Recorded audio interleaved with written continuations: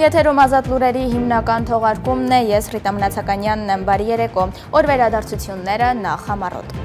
Ստամբուլում անցկացվող տրանսպորտային փոխկապակցվածության գլոբալ ֆորում 2025-ի շրջանակում Հայաստանի տարածքային կառավարման եւ ենթակառուցվածքների նախարար Դավիթ Խուդատյանը հանդիպել է Լիտվայի տրանսպորտի նախարար Եվգենիուս Սաբուտիսի հետ։ Ինչ են քննարկել պաշտոնյաները։ Հերթական ապատեղեկատվական գրոհը Հայաստանի դեմ ֆրանսիական լրատվամիջոցի անվան տակ հանդես եկող ինչ-որ կասկածելի կայք կեղծ լուր է տարածել այն մասին, թե իբրև Օրանո միջուկային ընկերությունը վտանգավոր թափոններ է տեղափոխում Հայաստան եւ պահում Դիլիջանի ազգային պարկում։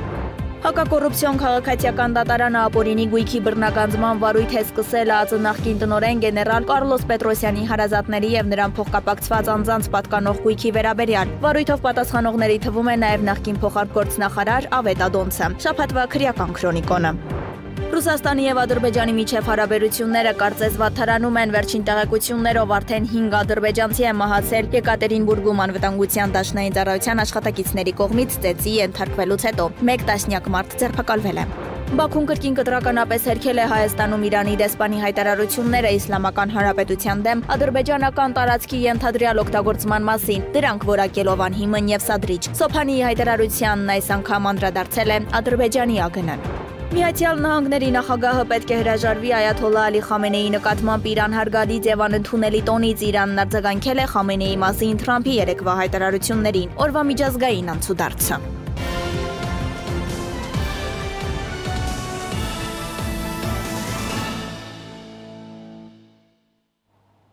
Ստամբուլում անցկացվող տրանսպորտային փոխկապակցվածության գլոբալ ֆորում 2025-ի շրջանակում Հայաստանի տարածքային կառավարման եւ ենթակառուցվածքների նախարար Դավիթ Խուդատյանը հանդիպել է Լիտվայի տրանսպորտի նախարար Եվգենիուս Սաբուտիսի հետ։ Հանդիպման ժամանակ ընդգծվել է երկկողմ հարաբերություններն ավելի խորացնելու անհրաժեշտությունը։ Անդրադարձ է կատարվել ավտոմոբիլային, երկաթուղային, օդային տրանսպորտի ոլորտներում գործակցությանը, օրենսդրական կարգավորումներին, քննարկվել են Հայաստանի եւ Լիտվայի միջև մասնագետների փորձի փոխանակման եւ կարողությունների զարգացման հնարավորությունները։ Պայմանավորվածություն է ձեռք բերվել նաեւ խոշոր շինարարական ծրագրերի իրականացման ոլորտում գիտելիքի եւ հաջողված փորձի փոխանակման շուրջ։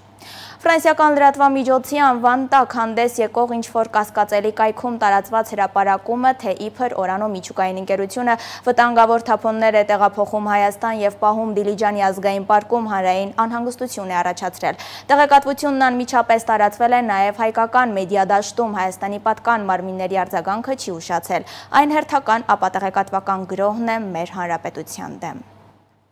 Ֆրանսիական Courrier France 24 անվանումով պարբերականում վերջերս հրապարակվել է մի հոդված, որում պնդվում է, թե իբր ֆրանսիական պետական Օրանո միջուկային ընկերությունը գաղտնի կերպով միջուկային թափոններ է տեղափոխում Հայաստան Դիլիջանի ազգային պարկում պահելու նպատակով։ Հոդվածը լայն տարածում է գտել նաև հայաստանյան սոցիալական ցանցերում եւ որոշ լրատվական հարթակներում, սակայն լուրը պաշտոնապես հերքվել է։ Շրջակա միջավայրի նախարարությունը հայտնել է, որ այն ապատեղեկատվություն է։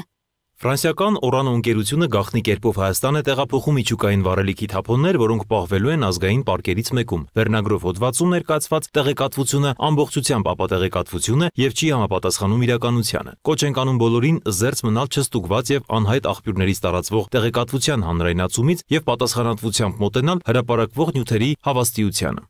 Կառավարությունն էլ հրապարակված պնդումներն ուղիղ կապում է Հայաստանի դեմ տարվող հիբրիդային պատերազմի, մասնավորապես տեղեկատվական բաղադրիչի հետ։ Վարչապետ Նիկոլ Փաշինյանը եւս անդրադարձել է տարածված այդ տեղեկատվությանը, կասկածի տակ դնելով թե նյութի լրջությունը, թե հեղինակների մտադրությունները։ Հիբրիդային պատերազմ բան, ամեն ինչ հասկացանք, բայց եթե որևէ մեկը լրջորեն պետք է հարցնի, թե ճիշտ է, որ Դիլիջան ազգային պարկում ուրանի թափոններ եք պահում, այդ հարցնողը կամ ավանակ է, կամ գործակալ, կամ էլ այդ ֆեյք լրատվամիջոցը ստեղծած Ռոբա Սերժիկի ընտանիքի անդամ։ Վարչապետի մամուլի քարտուղար Նազելի Բաղդասարյանը եւս արձագանքել է հրապարակումներին, դրանք դիտարկելով որպես հարձակում Հայաստանի պետականության եւ արտաքին քաղաքականության վրա։ Այս տեխնոլոգիան իհարկե դեռ էլիկ աշխատացնեն, բայց ավելի շատ իրենց տերերից փոխքերելու նպատակով, որովհետև վստահեցնում եմ, այս ամեն ապուշությունը շեֆերին ներկայացնում են որպես մի բարդ, լուրջ գործ, ով գիտի տերերին պատմում են, թե իրական ֆրանսիական մամուլ են կաշառում ու դրա համար նախատեսված գումար գրպանում։ Տղերք, ձեզ էլի խաբում են ու ձեր փողերը տանում։ Իսկ ազգային ժողովի քաղաքացիական պայմանագիր խմբակցության պատգամավոր Վահագն Ալեքսանյանը պնդում է, որ տվյալ հրապարակումը արհեստականորեն է ստեղծվել կիրառելով մեդիատերորիզմի հայտնի մեթոդներ։ Սա ռուսական ձեռագրով իրականացված հերթական տեղեկատվական սադրանքն է։ Ցավալի է, որ այս անգամ թիրախավորվում է ոչ միայն Հայաստանի կառավարությունը, այլև մեր ռազմավարական գործընկեր Ֆրանսիան։ Տեղեկատվական գրոհը դատապարտել է նաև Ֆրանսիայի հայկական շարժման նախագահ Ժակ Ռաֆի Փափազյանը, որի խոսքով սա ուղղակի հարձակում է Հայաստան-ԵՄ հարաբերությունների վրա։ Ակնհայտ է, որ Հայաստանի Հանրապետության դեմ շարունակվում է հիբրիդային պատերազմը, որի կարևոր բաղադրիչը տեղեկատվական գրոհն է։ Կասկածելի ծագմամբ վառվող գլխագրով կայքում հրապարակված հերթական կեղծ հոդվածը այդ գրոհի վառ ու ակնհայտ օրինակն է։ Սա հարձակում է Հայաստանի ինքնիշխանության, պետականության, արտաքին քաղաքականության և ժողովրդավարական ընտրության դեմ։ Նպատակը հստակ է՝ խաթարել Հայաստանի միջազգային հեղինակությունն ու տվյալ դեպքում մասնավորապես ստվերել մեր Ֆրանսիայի հետ ռազմավարական գործընկերությունը։ Հակահայկական այս մեխանիզմների գործադրմամբ որոշ կենտրոններ փաստացի խոստովանում են, Հայաստանի ընթացքը խանգարում է իրենց ծրագրերին, իսկ դա ևս մեկ անգամ ապացուցում է, որ մեր ընտրած ուղին ճիշտ է։ Հայաստանը չի շեղվելու այդ ուղուց, անկախ նրանից, թե քանի կեղծ հոդված և տեղեկատվական հարձակում կհրապարակվի։ Պատկան մարմինները վստահեցնում են, Հայաստան միջուկային թափոններ չեն ներմուծվել, չեն պահպանվում և նման ծրագրեր գոյություն չունեն։ Նրանք քաղաքացիներին հորդորում են պահպանել տեղեկատվական հիգիենա և հետևել միայն պաշտոնական աղբյուրներով ստացվող տեղեկատվությանը։ Սոնա Գիշյան, Free News, Ազատ լուրեր։ Նիկոլ Փաշինյանը որոշում է ստորագրել Անդրանիկ Սիմոնյանին ազգային անվտանգության ծառայության տնօրեն նշանակելու մասին։ Վարչապետի մեկ այլ որոշմամբ Անդրանիկ Սիմոնյանն ազատվել է ազգային անվտանգության ծառայության տնօրենի տեղակալի պաշտոնից։ Հունիսի 18-ին Փաշինյանի որոշմամբ ՊԱԾ ղեկավար Արմեն Աբազյանն ազատվել էր զբաղեցրած պաշտոնից, ժամանակավոր պաշտոնատար էր նշանակվել ԱԱԾ տնօրենի տեղակալ Սիմոնյանը։ Հակակոռուպցիոն քաղաքացիական դատարանը ապօրինի գույքի բռնագանձման վարույթ է սկսել ԱԱԾ նախկին տնօրեն գեներալ Կարլոս Պետրոսյանի հարազատների և նրան փոխկապակցված անձանց պատկանող գույքի վերաբերյալ։ Վարույթով պատասխանողների թվում են նախկին փոխարտգործնախարար Ավետ Ադոնցը, որը Պետրոսյանի խնամին է, նրա երկու որդիները, որոնցից մեկը Նարեկ Ադոնցը, Կարլեն Պետրոսյանի փեսան է։ Կարլոս Պետրոսյանի դուստրը Աստղիկ Պետրոսյանը նաև այլ անձինք։ Հիշեցնենք, որ Կարլոս Պետրոսյանը Հայաստանի ազգային անվտանգությունը ղեկավարել է 1999-ից մինչև 2005 թվականները։ Այժմ նա շատ պաշտոնաթող առանցքային ուժայինների նման բնակվում է Ռուսաստանում և հանդիսանում է Տրանսվեստ ընկերության տնօրենի խորհրդականը, իսկ շաբաթվա քրեական քրոնիկոնը տեսանյութում։ Ըստ իրավապահների իշխանությունը զավթելու նպատակով Գալստանյանը և խմբի մյուս անդամները պլանավորել են կատարել ահաբեկչություն, քաղաքացիական անձանց կյանքի զրկելու, առողջությանը ծանր կամ միջին աստիճանի ծանրության վնաս հասցնելու, խոշոր չափերի գույքային վնաս պատճառելու և այլ ծանր հետևանքներ առաջացնելու վտանգով զուգորդված հրավտանգ արարքներ։ Այդ խմբերը գործի էին անցնելու Գալստանյանի կառավարության դիմաց հավաքվելու կոչնչեցնելուց անմիջապես հետո։ Հարվածային խմբերը պետք է տեղակայված լինեին նախապես որոշված տեղերում և չպետք է միանային տեղի ունեցող հանրահավաքին։ Փոխարենը 24-ից 36 ժամվա ընթացքում հարվածային գործողությունների դիմեին և մայրաքաղաքում ու այլ բնակավայրերում անկառավարելի իրավիճակ առաջացնեին։ Մեքենաների բախումներ ստեղծելով, մեքենաներ վնասելով, կաթվածահար անելով հանրապետության ամբողջ երթևեկությունը, նաև օգտագործելով հազարավոր հրավտանգ միջոցները, իրականացնել պայթյուններ, վնասել էլեկտրաէներգիայի և ինտերնետ կապի սնուցման մալուխները, հրդեհել հասարակական սպասարկման կենտրոնները, արգելափակել ոստիկանության զորքերի տեղաշարժը։ Բագրատ Գալստանյանի փաստաբանը հաստատել է, որ ձայնագրություններն իրական են։ Սրբազան պայքար շարժման առաջնորդը կալանավորվել է 2 ամսով ահաբեկչություն նախապատրաստելու, զանգվածային անկարգություններ հրահրելու հոդվածներով։ Դատարանը բավարարել է նաև շարժման 14 մասնակցի կալանքի միջնորդությունները։ Դատավոր Մասիս Մելքոնյանը 2 ամսով կալանավորեց հայ առաքելական եկեղեցու Շիրակի թեմի առաջնորդ Միքայել arczepiskopos Աջապահյանին։ Սրբազանին մեղադրում են իշխանությունը զավթելուն, տարածքային ամբողջականությունը խախտելուն, ինքնիշխանությունից հրաժարվելուն կամ սահմանադրական կարգը բռնի տապալելուն ուղղված հրապարակային կոչեր հնչեցնելու համար։ Նա մեղադրանքը չի ընդունում։ Ըստ վարույթի նյութերի Միքայել arczepiskopos Աջապահյանը լրատվամիջոցներին տված հարցազրույցների ընթացքում հայտնել է, որ պետք է ռազմական հեղաշրջում կատարել։ Հայաստանի գլխավոր դատախազությունից հայտնում են, որ Աջապահյանի նկատմամբ քրեական վարույթ է նախաձեռնվել։ 2025 թվականի հունիսի 26-ին համացանցում հրապարակված ձայնագրությունում առկա են առերևույթ փաստական տվյալներ այն մասին, որ մի խումբ անձինք գործելով նախնական համաձայնությամբ իրավաբանական հետևանքներ առաջացնելու նպատակով համացանցում տեղադրել են Նիկոլ Փաշինյանի հատուկ հանձնարարականը ԱԱԾ եւ քննչական պետերին վերստառությամբ արհեստական բանականության միջոցով ստեղծված կեղծ ձայնագրություն, որում Հայաստանի վարչապետն իբրև թե կոնկրետ քրեական վարույթներով հանձնարարություններ է տալիս Հայաստանի իրավապահ մարմինների ղեկավարներին։ Այդ մասին հայտնում են քննչական կոմիտեից։ Դեպքի առթիվ Հայաստանի գլխավոր դատախազությունից ստացված հաղորդման հիման վրա Հայաստանի քննչական կոմիտեում նախաձեռնվել է քրեական վարույթ։ Միլիոնավոր եւ միլիարդավոր դրամի երկու հայց ընդդեմ Վանաձորի նախկին քաղաքապետի եւ Խաղավիացիայի նախկին պետի։ Դատախազությունն ապօրինի գույքի բռնագանձման պահանջով երկու խոշոր հայց է ներկայացրել դատարան։ Դրանցից մեկն առնչվում է Վանաձորը 17 տարի ղեկավարած Սամվել Դարփինյանին։ Նրանից պահանջվում է 165 միլիոն դրամ եւ 7 անշարժ գույք։ Մյուս հայցն առնչվում է Քաղաքացիական ավիացիայի գլխավոր վարչության նախկին պետ Արտյոմ Մովսեսյանին։ Նրանից պահանջվում է 1.5 միլիարդ դրամ եւ 8 անշարժ գույք։ Դարպաս գյուղի տներից մեկում տեղի է ունեցել վիճաբանություն 85-ամյա տանտիրոջ եւ նրա 54-ամյա որդու միջև, որի ընթացքում որդին հայհոյանքներ է հնչեցրել եւ հարվածներ հասցրել հորը։ Վիճող կողմերին հանդարտեցնելու համար միջամտել է հարևանությամբ բնակվող 19-ամյա մի երիտասարդ։ 54-ամյա որդին վիճել է նաեւ երիտասարդի հետ, նրա հասց էին հնչեցրել հայհոյանքներ։ Սկսվել է ծեծկրտուկ, որի ժամանակ երիտասարդը հարվածել է 54-ամյա տղամարդուն, որն էլ դանակով հարձակվել է երիտասարդի վրա։ Վերջինս հաջողվել է խլել դանակն ու դրանով հարվածներ հասցնել 54-ամյա տղամարդու Աշոտ Ասլանյանի մարմնի տարբեր մասերին, ինչի հետևանքով էլ նա հիվանդանոցում մահացել է։ Երիտասարդը հայտնաբերվել է, ձերբակալվել եւ տեղափոխվել վարչություն, որտեղ էլ խոստովանել է արարքը։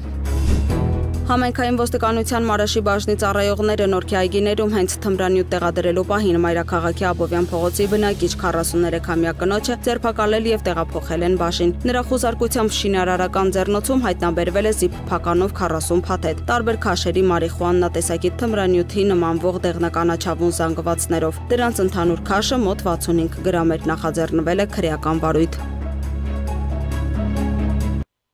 Ռուսաստանի եւ Ադրբեջանի միջև հարաբերությունները կարծես վատթարանում են։ Վերջին տեղեկություններով արդեն 5 ադրբեջանցի է մահացել Եկատերինբուրգում անվտանգության դաշնային ծառայության աշխատակիցների կողմից ծեծի ենթարկվելուց հետո։ Ավելի վաղ հաղորդվում էր 2 մահացածի մասին։ Ադրբեջանի արտաքին գործերի նախարարությունը պահանջել է հետաքննություն անցկացնել անվտանգության դաշնային ծառայության հատուկ գործողության հանգամանքների վերաբերյալ։ Ըստ ադրբեջանական լրատվամիջոցների ձերբակալվել է 1 տասնյակ մարդ։ Մենք ակնկալում ենք, որ ռուսական կողմը անհապաղ հետաքննություն կացկացնի այս գործով եւ հնարավորինս շուտ պատասխանատվության կենթարկի այս անընդունելի բռնության ակտի համար, պատասխանատուներին ասվում է ԱԳՆ-ի հայտարարության մեջ։ Եկատերինբուրգում ադրբեջանցիների զանգվածային ձերբակալությունները կապված են 25 տարվա վաղեմության քրեական մի գործի վերաբացման հետ։ Իդեպ Բաքվում Ռուսաստանի դեսպանության գործերի ժամանակավոր հավատարմատարին կանչել են Ադրբեջանի ԱԳՆ։ Եկատերինբուրգում քաղաքում ադրբեջանցիների վրա հարձակումների կապակցությամբ Ադրբեջանի ԱԳՆ-ից հայտնել են, որ ռուսական կողմին վճռական բողոք է ներկայացվել հունիսի 27-ին տեղի ունեցած ռեյդերի կապակցությամբ, որոնց ընթացքում Ռուսաստանի անվտանգության ուժերը սպանել են մի քանի ադրբեջանցու։ Բաքուն կտրականապես հերքել է Հայաստանում Իրանի դեսպան Մեթի Սոփանի հայտարարությունները Իրանի դեմ ադրբեջանական տարածքի ենթադրյալ օգտագործման մասին, դրանք որակելով անհիմն եւ սադրիչ։ Այդ մեղադրանքները վնաս են հասցնում ադրբեջանա-իրանական հարաբերություններին, որոնք հիմնված են տարածքային ամբողջականության եւ ինքնիշխանության փոխադարձ հարգանքի, ներքին գործերին չմիջամտելու վրա, հայտարարել է Ադրբեջանի արտգործնախարարության խոսնակը։ Հիշեցնենք, որ Հայաստանում Իրանի դեսպանը լրագրողների հետ հանդիպմանը չէր բացառել, որ Իսրայելը Իրանին հարվածներ հասցնելիս օգտվել է Ադրբեջանի տարածքից։ Իսկ թողարկման այս հատվածում ձեզ ենք ներկայացնում իմ գործընկեր Արա Աբրահամյանի զրույցը Դավիթ Կարապետյանի հետ շաբաթվա ուշագրավ իրադարձությունները միջազգայնագետի վերլուծությամբ։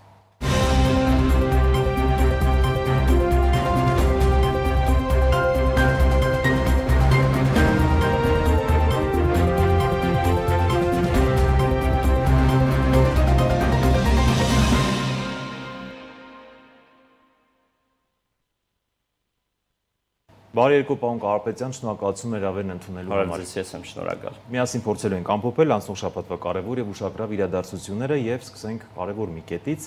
Աշխարհը ուշի ուշով 12 օր հետևեց Իսրայել-Իրան հակամարտությանը, տեղի ունեցան բազմաթիվ ռմբակոծություններ, քաղաքները իրենց բոլոր արսենալով զինվորական, մասնավորաբար Իրանի, ավերվեցին ըստ Իրանի մամուլի։ Ինչ է հետապնդում այս ամենը իրականում, ինչ էր ուզում Իսրայելը սրանով ցույց տալ եւ Իրանի մոտ արդյոք ստացվեց կամ չստացվեց, որպես միջազգայնագետ, միջազգային իրավունքի խախտում էր արդյոք սուվերեն պետության վրա հարձակումը եւ կցանկանայի ավելի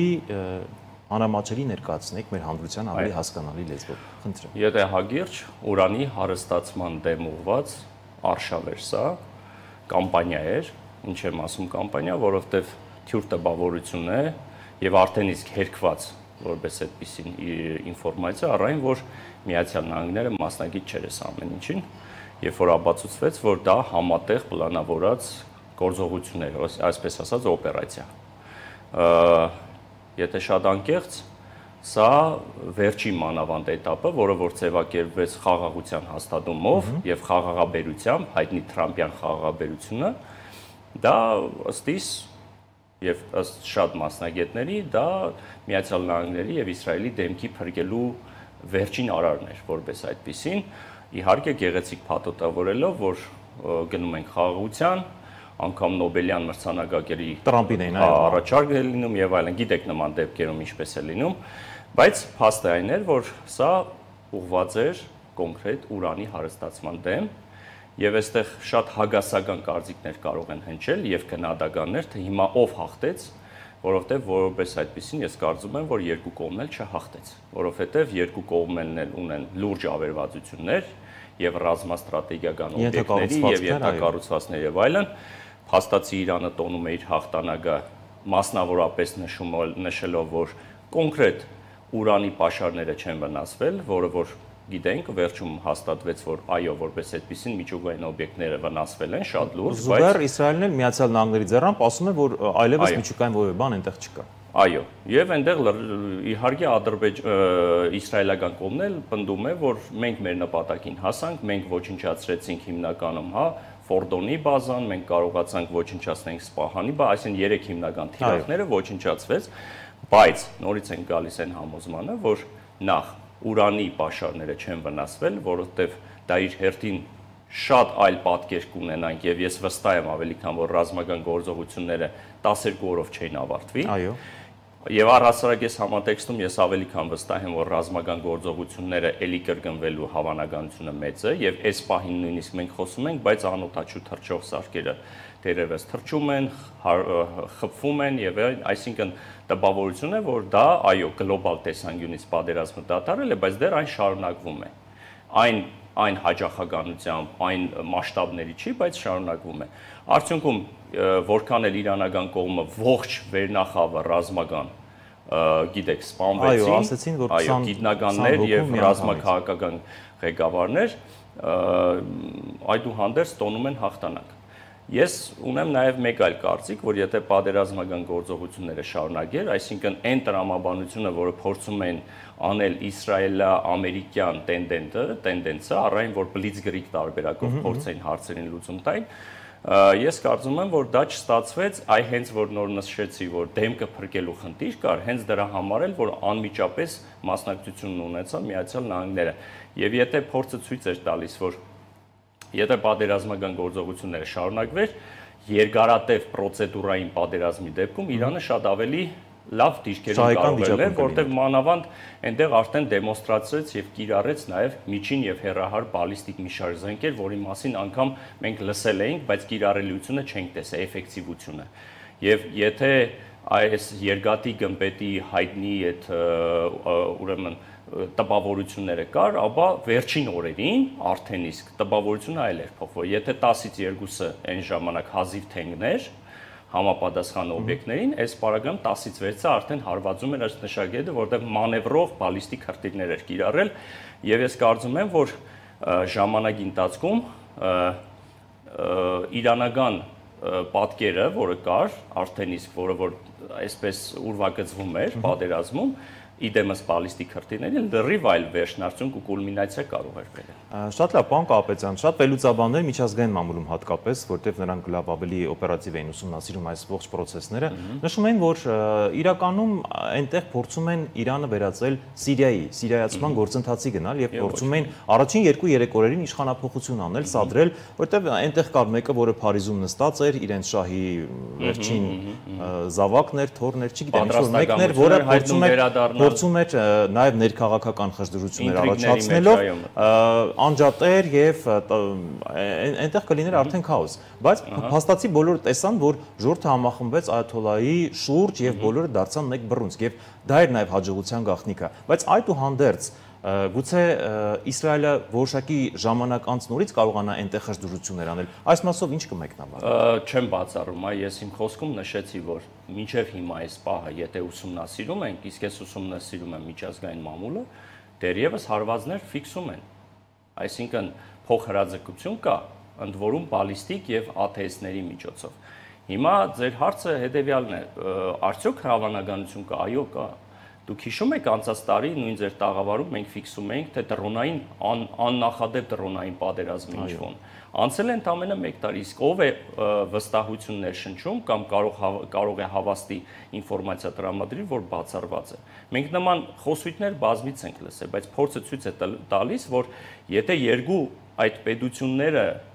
խայդարակ անտագոնիզմ են տածում միմյանց հանդեպ, թշնամանք ունեն եւ ատելություն ունեն եւ դա չի փարատվում որևիցե կերպ, ուրեմն եւ ընդ որում մեկը մյուսի հանդեպ էգզիստենցիալ վտանգներ է ստեղծում եւ պատերազմական կոչերը հնչեցնում, հռետորաբանությունը կարծես նույնն է մնացել, հետեւաբար չի բացառվում նաեւ հաջորդիվ պատերազմները։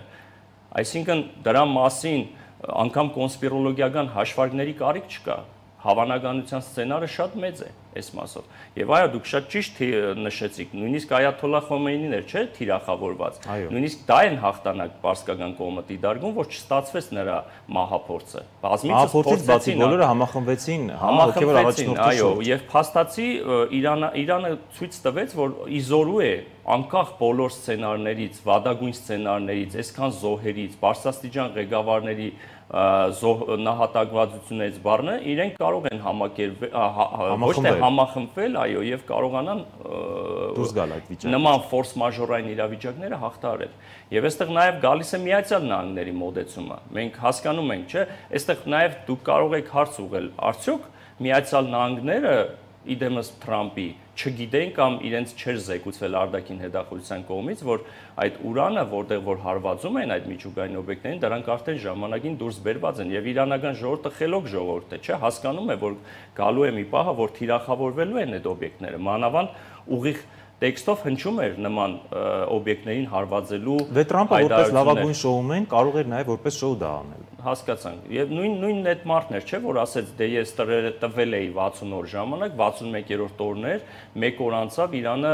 հարվածեց, այսինքն ուղիղ ինքնախոստովանություն էր, որ մենք մասնագիծ ենք, եւ Թրամփը այսօր NBC կեցվածք են տունել, այն խաղաղաբեր Թրամփն է, որը որ ժամանակին ասում է։ Դե Թրամփի խոսքն էլ կարծես դարձել է արդեն որևէ արժեք չունեցող մի բան, որտեղ մի բան ասում են, անլուրջ է, անլուրջ, նման, գիտեք, ես գնահատական տալը մի քիչ բարդ բան է նմանավանդ գերտերության ղեկավարին, բայց ստացվում է հեգեմոն գերտերության ղեկավարը 5 րոպեն մեկ իր արամերժ հայտարարություններով է հանդես գալիս, ինքնասիրահարված, չգիտեմ, այսպես պաթոսային հայտարարություններ իրեն կարգելով այսպես աշխարհի խաղաղաբեր եւ այլն, անգամ գիտեք, շատ հագասական հայտարարություններով է հանդես գալիս, դա անլուրջ է, բայց այն փաստը, որ որքան էլ հիմա խաղաղաբեր այդ կեցվածքը ընդունի կամ նման գնահատականների արժան, փաստը այն է, որ այդ գնահատականը տվել է իր սեփական ժողովուրդը, ամերիկյան ժողովուրդը, որը ասել է, որ ինչու ես մեզ ներքաշում պատերազմի մեջ, ով է քեզ տվել նման իրավունք։ Անկամ սենատն էր քննարկում այդ մասը, որ արգել են Մերձավոր Արևելքում ինչ որ գործողություններ իրականացնելու նրա մանդատը, այսպես ասած, մենաշնորհային մանդատը եւ երկրորդը։ Դուք հիշում եք 13 թվականին նույն Օբամային էր նա Twitter-յան իր էջում մեղադրում, թե այ հիմա սեփական ուժերը ցուցադրելու, դեմոնստրացնելու համար կարող է Իրանին հարվածի, բայց փաստացի Օբաման չհարվածեց, ինքը հարվածեց։ Եվ այստեղ գնահատականը միանշանակ է։ Այսօրվա դրությամբ Միացյալ Նահանգները, ձեր նախորդ հարցին եմ նաև վերադառնում, ռազմական ագրեսոր պետություն է դիտարկվում։ կա միջազգային կոնսենսուս այդ մասով։ Այո, խախտել է միջազգային մի շարք իրավունքի նորմեր եւ օրենքներ։ Լեգիտիմացում է կարծես, հա, այդ ամբողջը։ Իհարկե, ցանկացած ՄԱԿ-ի մասով, պարոն Աբրահամ, ՄԱԿ-ի մասով անգամ Գուտերեշն է հայտարարում, որ մի շարք կոնվենցիաներ եւ միջպետական պայմանագրեր խախտվել են այդ հարցակումով։ ՄԱԳԱՏԵ-ի մասով դուք ուզում եք հիմա ասեք, որ բայց վաղուց ՄԱԿ-ը եւ մնացած միջազգային կառույցները չեն գործում։ Դե վերպետական կառույցները միջազգայնագետ պետք է ասել, դա էլ չի աշխատում։ Դա ֆիկտիվ ուղղակի, այո, մանիֆեստային խոսույթ է, այո, մանիֆեստային խոսույթ է, բայց տակը ոչինչ չկա, այո, ցավոք այդպես է վաղուց վերպետական կառույցները ընդհանրապես իրեն չեն արտարացնում, բայց այստեղ նաև մի բան կա։ Նույն Միացյալ Նահանգների ղեկավարությանը ախր զեկույցով ներկայացվել է ՄԱԳԱՏԵ-ի հայտնի զեկույցը։ Չէ՞ որ Իրանը լինելով ՄԱԳԱՏԵ-ի անդամ բաց է դռները թողել ՄԱԳԱՏԵ-ի աշխատակիցների համար, որոնք զեկույցով ներկայացրել են, որ Իրանի ուրանի հարստացումը դեռևս չի նշանակում այն ստանդարտների կամ այն չափորոշիչների եւ այն քանակի, որի ուրանի հարստացման պարագայում նրանք արտադրելու են միջուկային զենք։ Դա բացառվել է, որի տակ Իրանը ունի իր ստորագրությունը դրված։ Իսկ հիմա լեգիտիմ իրավունք են տալիս Իրանին, որպեսզի Իրանը սեփական դիմում է համաձայն ՄԱԳԱՏԵ-ից դուրս գա։ Իհարկե նման էմոցիոնալ քաղաքականություն նրանք չեն վարում, ընդ որում ասեմ, շատ կոմպլեմենտար քաղաքականություն են վարում այս մասով իրանական կողմը, բավականին խոհեմ քաղաքականություն են վարում, չգնացին նման ինցիդենտի, որպեսզի գրանցենք այն, որ ՄԱԳԱՏԵ-ից դուրս են գալիս, բայց փաստը այն է, որ հիմքեր ստեղծեցին, որ նման խոսույթով հանդես գան։ Շատ լավ, իդեպ վերջում էլ ասեմ, ախր պարզից էլ պարզ է, եթե դու բացի միջուկային օբյեկտներին հարվածելուց նավթաբազաներին ես հարվածում, արդեն խոսում է, որ դու այլ նպատակներ ես հետապնդում, ձեր նախորդ հարցից։ Շատ լավ, նաև շատ ուշագրավ էր, քանի օրերի ընթացքում մի իրադարձություն տեղի ունեցավ։ Ադրբեջանում չգիտես ինչու սկսեցին պայթել կինոստուդիաներ, ռազմական օբյեկտներ, պաշտպանության նախարարության իրենց գործանը, բայց դա հաջորդեց, դրան անմիջապես հաջորդեց Փեզեշքյանի եւ Ալիևի հեռախոսազրույցը, որտեղ Փեզեշքյանը շատ հստակ ասեց, որ մենք ունենք տեղեկատվություն ձեր մասով Իսրայելին աջակցելու։ Պետք է հստակեցնեք, որից հետո դա տեղի ունեցավ եւ դրանից հետո սկսվեց հիստերիա։ Հիստերիան սկսեց, ես հիմա մի փոքր գուցե երկար հարցանջի, բայց կարևոր ենթատեքստ ունի իր մեջ։ Վերջերս Իրանի Իսլամական Հանրապետության դեսպանը Հայաստանում առողջին նշեց, որ այո, կա տեղեկատվություն, որ Ադրբեջանը հստակ այնտեղից են հարվածել։ Ադրբեջանի ԱԳՆ-ն հիստերիայի մեջ հայտնվեց եւ նշեց, որ նման բան չկա, դուք խառնում եք եւ այլն։ Ինչ է այս ամենի տակ թաքնված։ Պարոն Աբրահամյան, եթե արտգործ նախարարը եւ երկրի առաջի դեմքը ժողովրդական լեզվով ասած նամյոկով ընդամենը դերևս նամյոկով հարցնում են, ընդ որում ուղիղ հարցադրում են անում Ալիևին, թե արդյոք որևիցե օժանդակություն եւ օգնություն տրամադրվել է, որպես այդպիսին Ադրբեջանի օդային տարածքը օգտագործվել է, անգամ եթե նման հարց է տալիս, դա ռետորական հարցի տեսքով է տալիս, հասկանում են, չէ՞ որ դիվանագիտական, այսպես ասած, պատխոդ է կիրառվում։ Հասկանալի է, որ պատասխանը հնչելու է, որ ոչ, բացառվում է, չի կարող նման բան պատահի, բայց նման հարցադրում անողը բնականաբար ձեռքի տակ ունի փաստեր։ Այդ փաստերը թե երբ կկիրառի ու ինչ տեսքով կկիրառի, դա ժամանակը ցույց կտա։ Տեսեք, ուղղակի ես որպես մարդ, որը որ օբյեկտիվ եւ անաչառության սկզբունքներից է վերլուծություն կատարում, ես այսպիսի մի դիտարկում եմ կատարում այս մասով։ Ես ինքս օրեր առաջ եւ բազմաթիվ անգամներ ասել եմ, որ թե Լաչինի, թե Ֆիզուլու օդանավակայանները եւ ընդհանրապես բոլոր այդ 3 օդանավակայանները եւ ընդհանրապես Արցախը որպես այդպեսին օկուպացված Արցախը ծառայում է որպես պոլիգոն եւ պլացդարմ Իրանի դեմ ուղված եւ ոչ միայն Իրանի։ Բայց Իրանը դա չէր հասկանում 30 տարի այդ ամենկար որը լավ էլ հասկանում են։ Իրենք հասկանում են, նրանք հասկանում են, չէ՞ որ նաեւ դա կարող է օգտագործվի հագաիրանական այո, գործառույթներ իրականացնել։ Այո, ես հիմա ինչ եմ սա ասում։ Ես ինքս ասել եմ, որ գալու է այդ օրը, երբ որ դրանք կիրառվելու են։ Հիմա ուղղակի այստեղ պետք են փաստեր, ռեալ փաստեր։ Քանի չկան ռեալ փաստեր, մեր ասածը դերևս, որքան էլ նախագահի շուրթերով անձամբ է դա ասում, դերևս դրանք պետք է, այ եթե փաստարկները ի ցույց դնեն եւ ի լուր աշխարհի հայտնեն, ապացույցներով, որը ընդ որում կա, նորից եմ կրկնում, եթե ակնարկում են, ուրեմն կա։ Ես դες վստահեցնում եմ Իրано-ադրբեջանական հարաբերություններում շատ խորը ճգնաժամ է սպասվում։ Դերևս դա ես ասում եմ մինիմալ տարբերակով այդ ճգնաժամը։ Բաժիչ գործողություններ վերլուծաբաններ կան, կարող է ինչ-որ ասեն, որ գիտեք, անհնար է, որ պատժիչ գործողությունների գնա, այնտեղ թուրքական ֆակտոր կա եւ այլն, բայց ես ձեզ վստահեցնում եմ, որ Իրանը կգնա այդ պատժիչ գործողությունների։ Ձեր թվարկածները, որ դուք մատնանշեցիք, դրանք գուցեև նրանց ձեռքի գործն է, չի բացառվում։ Հենց այնպես չի պայթում ինչ-որ բան։ Էն էլ մեկ օրվա ընթացքում մի քանի օբյեկտներ։ Անմիջապես հայտարարությունին հաջորդեց դա։ Ուղղակի եթե դա էլ է այդպես, ուրեմն ձեռագիր այնքան մաքուր է կամ այնպես է դա արվում, որպեսզի հետք չթողնվի նաև այս մասը։ Շնորհակալ եմ մեր հրավերն ընդունելու համար եւ հանգամանալից ներկայացնելու համար։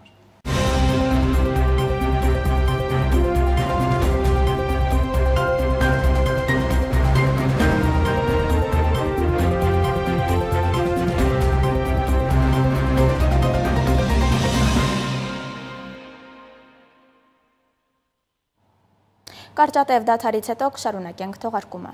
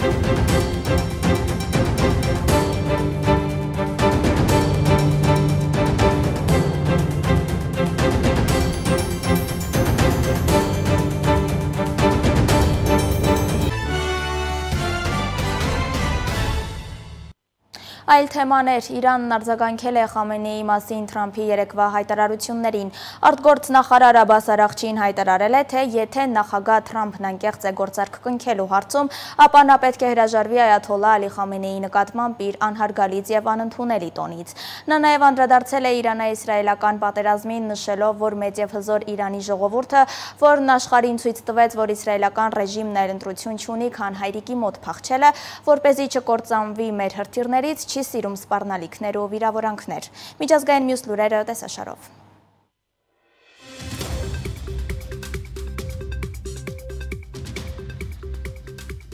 Ռուսաստանի նախագահ Վլադիմիր Պուտինը հայտարարել է, որ Մոսկվան պատրաստ է Կիևի հետ բանակցությունների երկրորդ փուլին, որտեղ կքննարկվեն կարգավորման վերաբերյալ հուշագրերը։ Նա նշել է, որ կողմերը դեռ պետք է համաձայնության գան հանդիպման վայրի ու ժամանակի հարցում։ Պուտինը նաև հայտնել է, որ Ռուսաստանը պատրաստ է փոխանցել Ուկրաինային զոհվածների ևս 3000 մարմին։ Խոսելով Ամերիկայի Միացյալ Նահանգների հետ հարաբերությունների մասին, Պուտինը նշել է, որ ամերիկյան բիզնեսը պատրաստ է վերադառնալ ռուսաստանյան շուկա եւ հնարավոր է հանդիպում տեղի ունենա Դոնալդ Թրամփի հետ։ Նրա խոսքով Թրամփը քաջ մարդ է եւ անկեղծորեն ցանկանում է կարգավորել հարաբերությունները։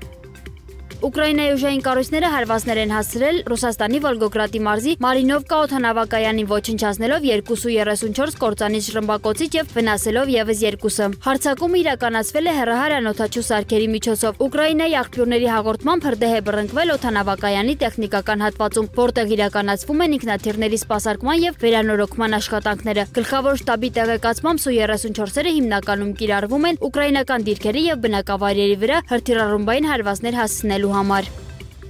Եվրասիական տնտեսական միության հանձնաժողովի ընթացքում Բելարուսի նախագահ Ալեքսանդր Լուկաշենկոն Մինսկում դիմելով հավաքին հերավար մասնակցող Իրանի նախագահ Մասուդ Փեզեշքյանին հայտարարել է, որ Իրանը միայնակ չէ, իսկ Իրանի նախագահն իր խոսքում նշել է, որ Իսրայելի եւ Ամերիկայի Միացյալ Նահանգների հարձակումը ծանր հարվածներ էր միջուկային զենքերի չտարածման միջազգային մեխանիզմներին։ Ամերիկայի Միացյալ Նահանգների նախագահ Դոնալդ Թրամփը հայտարարել է, որ Կանադայի ամերիկյան տեխնոլոգիական ընկերությունների նկատմամբ թվային ծառայությունների հարկ սահմանելու որոշումը բացահայտ հարձակում է Ամերիկայի Միացյալ Նահանգների դեմ։ Թրամփը հավելել է, որ Կանադան տարիներ շարունակ մինչև 400% մաքսատուրք է գանձել ամերիկյան կաթնամթերքի վրա։ Նրա խոսքով առևտրային բանակցությունները դադարեցվում են անմիջապես, իսկ Կանադային առաջիկա 7 օրերում կտեղեկացվի կիրառվելիք նոր սակագների մասին։ Կանադայի կառավարությունն արձագանքել է, որ կշարունակի բանակցել պաշտպանելով երկրի աշխատողներին եւ բիզնեսը։ Ամերիկայի Միացյալ Նահանգների նախագահ Դոնալդ Թրամփը հայտարարել է, որ կդիտարկի Իրանի միջուկային օբյեկտների կրկնակի ռմբակոծության հնարավորությունը, եթե Թեհրանը ուրանի հարստացումը հասցնի տագնապելի մակարդակի։ Նա նշել է, որ նման գործողություն իրականացնելու համար որևէ խնդիր չկա եւ հավելել է, որ կցանկանար տեսնել ատոմային էներգիայի միջազգային գործակալության տեսուչների այցը ռմբակոծված օբյեկտներ։ Թրամփը պնդել է, որ դրանք ոչնչացվել են եւ Իրանը հյուծված է։ Նրա խոսքով Թեհրանը դեռ ցանկանում է հանդիպել Ամերիկայի Միացյալ Նահանգների հետ քննարկելու հետագա քայլերը։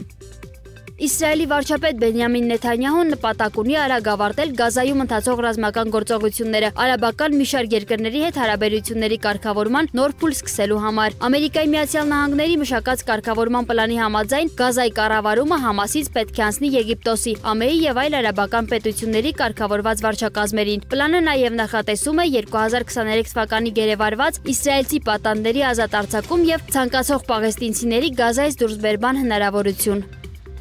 Եվրոհանձնաժողովի նախագահ Ուրսուլա ֆոն դեր Լայենը ԵՄ առաջնորդներին առաջարկել է նախաձեռնություն Ասիայի երկրների հետ կառուցվածքային առևտրային գործակցություն ձևավորելու համար, որը կարող է դառնալ առևտրի համաշխարհային կազմակերպության այլընտրանքը, հայտնում է Եվրանյուզը։ Բրյուսելում կայացած ԵՄ գագաթնաժողովում քննարկվել է նաև ԱՀԿ-ի ինստիտուցիոնալ վերանայման հարցը։ Թողարկման ավարտին ծանոթացեք նաև եղանակային կանխատեսումներին։ Հաջողություն։